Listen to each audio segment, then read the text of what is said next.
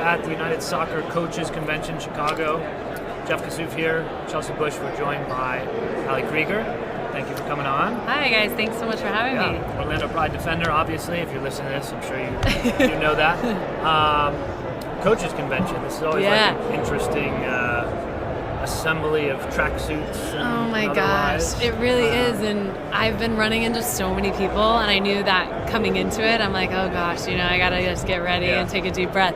But obviously, it's been so nice, and just to talk to coaches and to people involved with the organizations and administrative aspects as well, but also just people who are also here to inspire and speak on panels and so forth. So I think it's been really cool for me to kind of see the way life might be in the next coming years if I decide to do this. So it's a lot, but it's great, and it's really nice to see all coaches in the soccer community kind of coming together. Yeah, this window into it doesn't make you want to run away. I know, I'm kind of thinking twice now, but no, I really love talking to people and catching up with some old coaches and friends that I see, former teammates and players that I played with who are now coaches. So that's exciting. And you were on a panel this morning.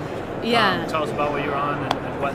Talk about the panel a little bit. Yeah, it was the Champions of Respect, I think. I have the name of it, sorry. But it was with Chris Holmes and his coach from Central Arkansas, and it was pretty amazing. His name is Ross Duncan, but it was pretty amazing to just talk about inclusivity and respect and sexuality and through men's and women's sports. And I think that it's an important topic, and you have to have those hard conversations, and I think I was really honored to be there just to talk about my personal experiences as well as being a professional player and what I deal with and what my teammates deal with in that space. So it was really nice to sit down and have that experience this morning. And then I partnered with Shaw Sports Turf and did kind of a meet and greet over there in the booth area. Nice. So that was really fun for a couple hours just to talk to fans and coaches and really cool people and have good conversations. So kind of to follow on that, talking about inclusivity, one of the big discussion points around the league right now has been sort of the lack of diversity among the coaches. Mm-hmm. What are your thoughts on that? Yeah, that's another reason why I think a lot of our NWSL players and my peers have joined this coaching course and wanting to get involved in coaching, because as you can see, you walk around and you see a lot of male dominance here and in coaching, and I really think that even in our league, we only have 2 female coaches. I know Houston hired a man and DC hired a man as well. So that's not, it's not terrible. Obviously, you just want someone with the right knowledge who can coach in the women's league and understand the game in that way. It's not. I don't look at it as that way. If you know your stuff and you have the knowledge, then that's all I look for in a coach, right? But I do think we need more female presence. I think it's important, and I think we as players have all that knowledge, and now we have to kind of transform that into coaching. But also, female coaches, even in the college game or in the club game, I wish that maybe they had more confidence in trying to interview for these jobs, because I think that's what's really important and what's needed now.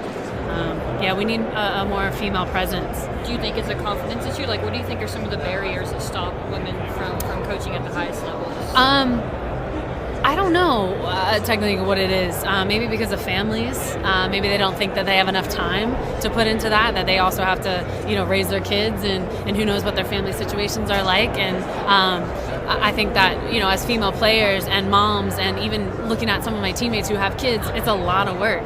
And then on top of that, having to coach and show up every day, it's I know you can work it out, but it's just everyone's different, and I don't know what their circumstances are. But I think that's another big issue. And also, they have security, they have safety, they have job security in their college job, and maybe they're getting paid even more than coaches in the NWSL. No offense, but until we get there, this is, I think, what we're going to see.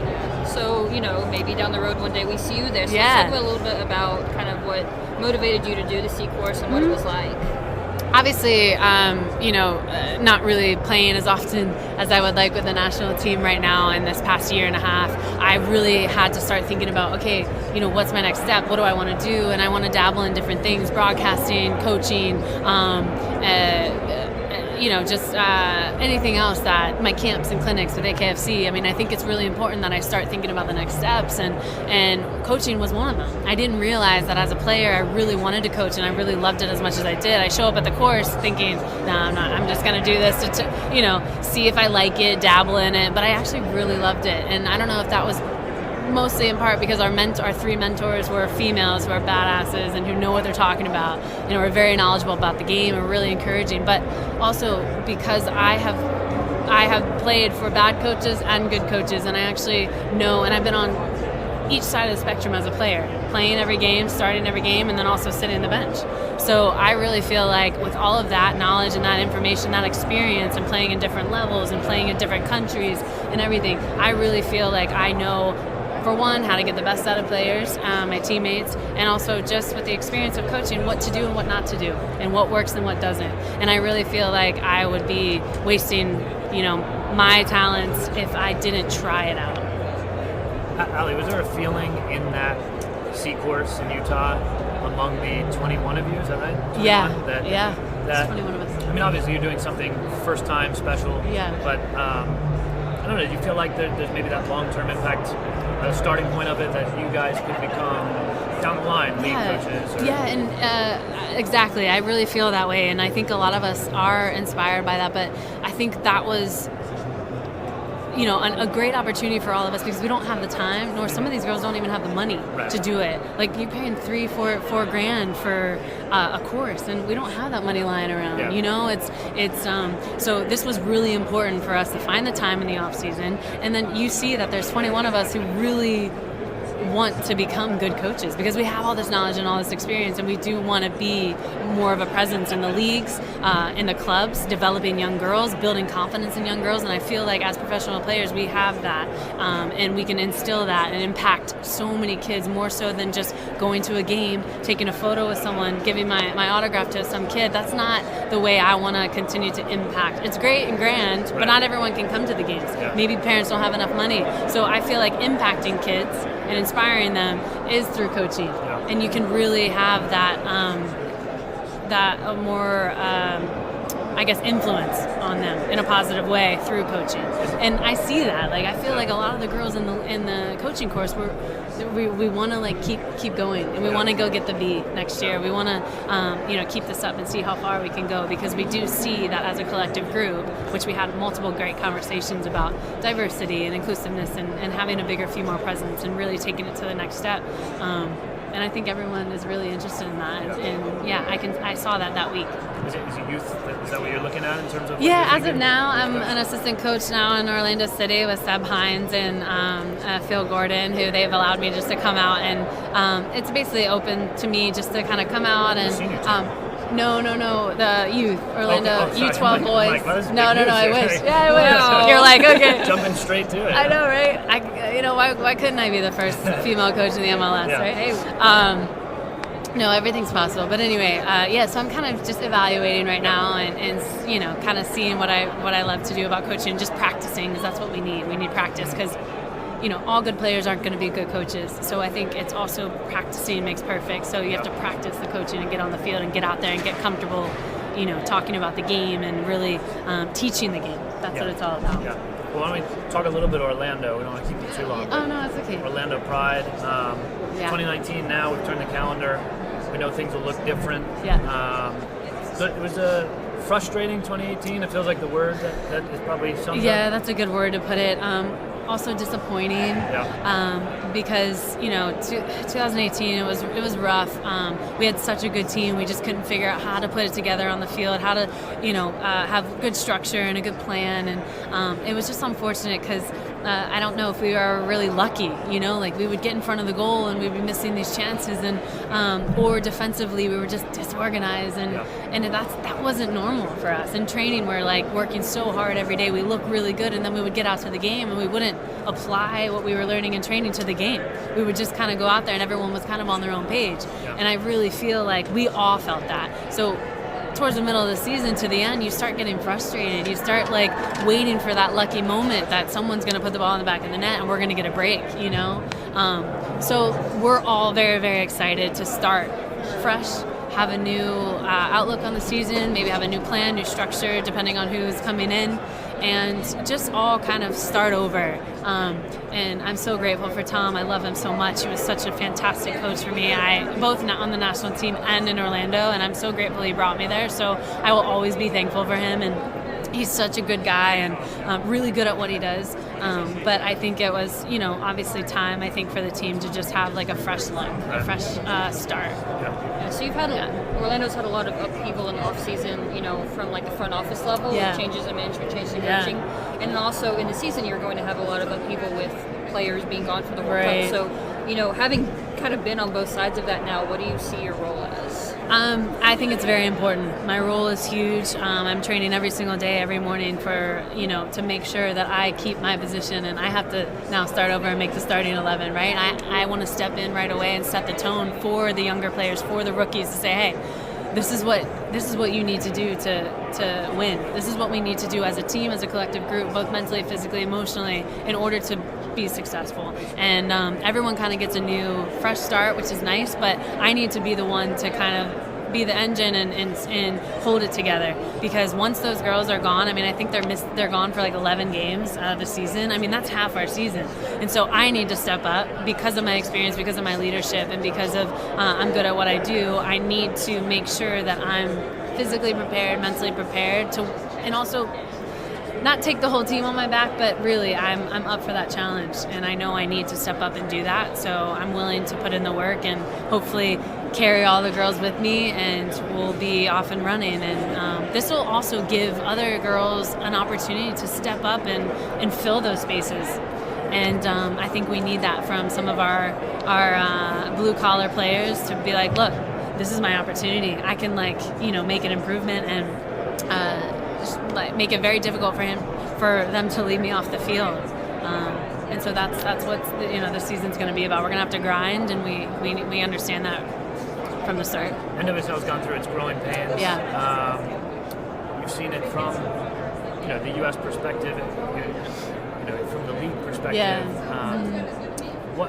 Where does this stand for you? Is the progress enough at this point? I imagine you're not satisfied, but no. Is it going at a pace that's fast enough for you in terms of progression? Or? It's getting better. Like every day it's getting better, every year it's getting better, but I do think we need more fans. We need to reach the 25 to 44-year-olds. Where are they when I walk in the stadium? Yeah, we're going to get the families. We're going to get the young girls and boys. But where are the 25 to 44-year-olds who are at the men's games? I'm like, why don't we have these people at our games? Where are they all? Orlando City's it's marketing. So we're actually asking those questions. Where are you going to help market to bring people, not only in Orlando, because I think they do a fine job there, but I also think in other places, it's like we got to go out and reach these fans, because then that'll bring more money, that'll bring more sponsors, that'll bring more interest and more teams eventually, because people are going to want to put their money in. And I think it's just kind of like a domino effect. So if we work hard and getting people at the games and support, and everything else will fall into place. So I think it comes down to marketing. It comes down to spreading the word. And obviously in a World Cup year, Olympic year, you don't want to bring in new teams, because you want your best players to be on those teams that, are new to the league. If you bring them in, they're all at the World Cup, no one's going to show up. And that's not a great start. So obviously when these, big tournaments come around, it's tough. But hopefully next year, the year after, we're going to be adding more and more. Do maybe a quick rapid fire. It's 2019 World Cup year. Yeah. Put the broadcaster cap on, the new I'm ready. I thought I'd be putting my boots on, but maybe there's still a chance. I'm always ready. I imagine you have an American bias here. Obviously. But, what are you looking forward to in France, and maybe anything unexpected for teams or challenges? I think our group is great for us, because it's obviously going to be challenging. Every team at the World Cup is really good, but I think this is an easier group than what we've had in the past. So not to take that any lightly, but we always play to win.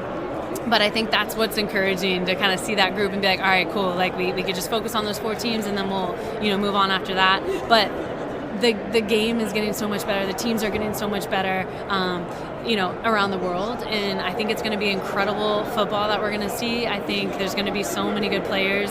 And it's just going to be an exciting time. It brings, women's soccer brings all of us together. I think that it's enjoyable. I already know that a lot of people, even if they're not hooked to a team here, they're like, I'm going. If they're not really, involved with NWSL, they're like, but I'm going to the World Cup. I already bought my ticket. It's just really exciting to see all of that kind of come into play. And of course, we need to win, and we got to bring it, and we got to be prepared because it's going to be really hard. Well, I was going to end it with, do you have a bold prediction for us, or? Yeah, I think we can win it. I honestly do. I think we have one of the best attacks that we've ever had since I've even been on the team, and even in the past. I think our attack is phenomenal. They produce a lot of magic. They score a lot of goals, and they're very, very difficult to stop because we have so many unpredictable players in that attack. And I think that the way that their movement is so dynamic, and it's very hard to defend. So I think that we have such a great opportunity to score a lot of goals as long as we can get into the goal zone and into that final third and make stuff happen. So that's what we need to do, and just focus on one game at a time. That's all we really need to focus on when we get there, and then you look past that. So every game is just one step, and then you start looking into the round of 16 and the quarterfinals and things like that. But as of now, group play is most important. Definitely people looking at that quarterfinal potential for France.